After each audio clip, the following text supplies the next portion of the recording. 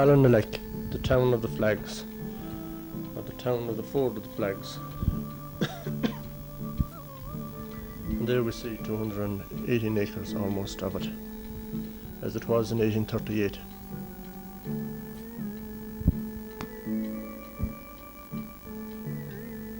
Now, here would be the path from the post office across to Ballymurphy. And there would be the path from McDonald's of Ballinaleck meeting that one. And there's the site of old McDonald's house, and the site of a herd's house that was there across from it, and the site of Mickey Scanlon's forge, or smithy, Peter Scanlon he was called later. And there was the site of the herd's house built by Samuel Crozier McCormick for Paddy Healy's father.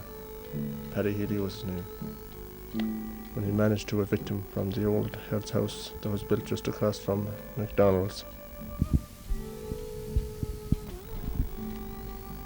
And this stream here, right of this stream, is Ballinaleck. Comes down to the Carrowmore road here, crosses the river, and that little piece of land left of the river there, and this shown here on the right of the road is Ballinaleck.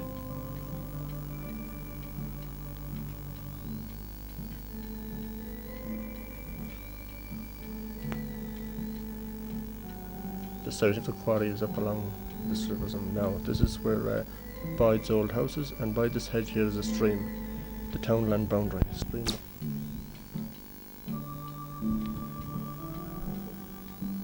Running down to Clonalahan River, Ballinaleck. And this is where the site of the old smithy was. Right, by the stream here. This ditch on the right here. Left of that is Ballinaleck, right of it is Carrowmore. Carrowmore land the other side of that fence. Ballinaleck here. All up here. And this is the road. From here on up is Ballinaleck. And on the left here was the site of the smithy, Peter Scanlon. He was known, I think, as Mickey Scanlon's forge, or he was known as Mickey Scanlon. Scanlons are here today, just far north. In there somewhere was the site of his forge. He's down in the valuation of 1856, the give it valuation as Peter Scanlon, but I think local people called him Mickey. Yes.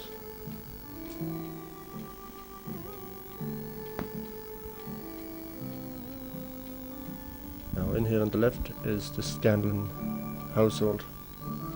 Peter Scanlon lived there.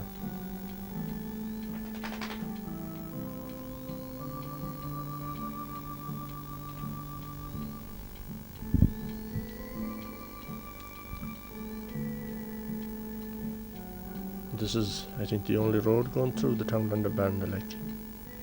Here on the right, as we see it, is Carrowmore School, situated in the townland of Ballinaleck.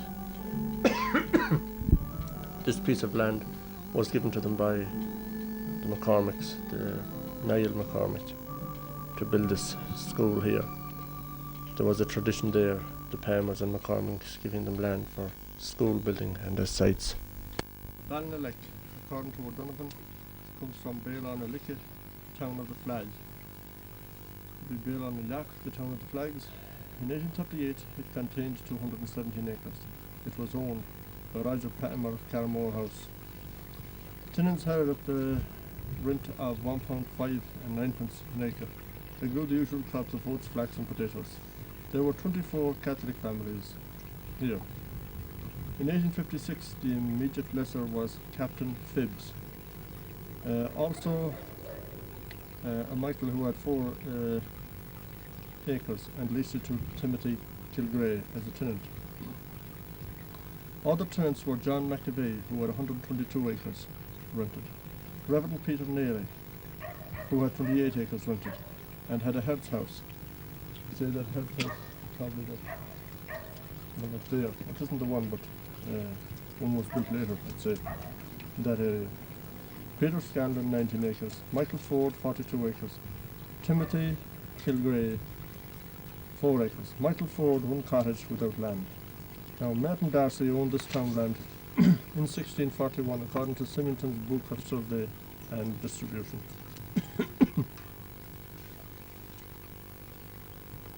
So this house down here is Scanlon's. Down below that, around 1872, maybe long before that, there was a forge there that belonged to a man named Scanlon. He had a child going to Carrowmore Primary School, farther down near the post office. Peter Scanlon was a tenant here in 1856, so he probably was the smithy that owned the forge down there, just below that house there.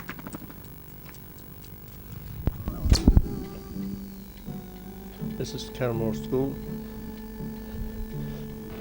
in Ballinaleck.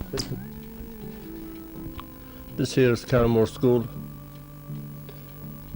built in the year 1933, and up there is a shelter which was not there in my time, 1945 to 1952, and I see some nice murals painted on the walls there.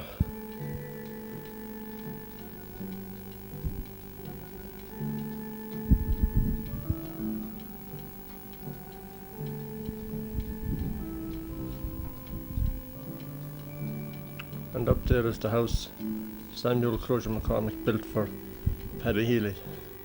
Down there is the yard, the schoolyard. Here's the main entrance. It wasn't the main entrance in my time. It was down around the corner there. This school was built in 1933, and the first teacher in here I think was Paddy Glacken, and after him came Sean Burke, who's now dead a few years. He came from Heathfield. A few pupils gained a few county council scholarships and made the civil service, but in 1952 got really going when Jerry McNulty and myself won 2 Gaeltacht scholarships to Preparatory College in Galway, and from then on we were able to qualify, and many more followed. Then after him came Finan Burke, and now Paddy Lavin is in here. Now this school here was built after the other one, and the Palmers contributed the site also. The other one was down in that direction near the post office.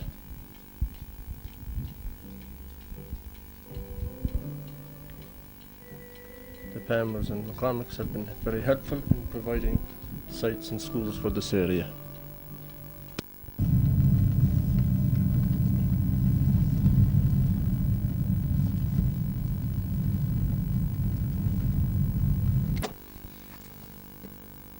This is a health house.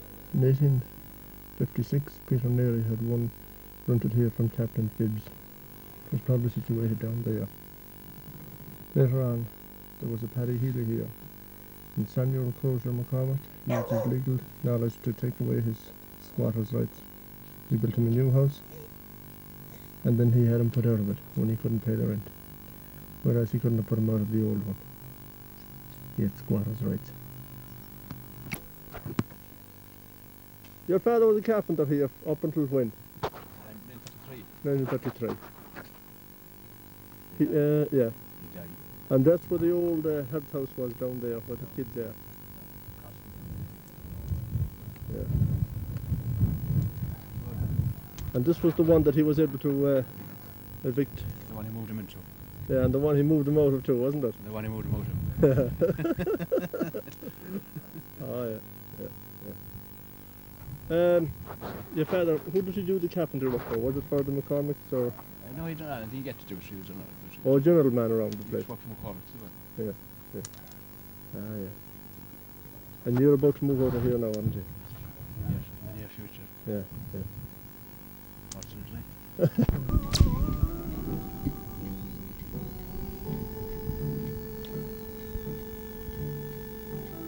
Now, this is the road that goes through Ballinaleck.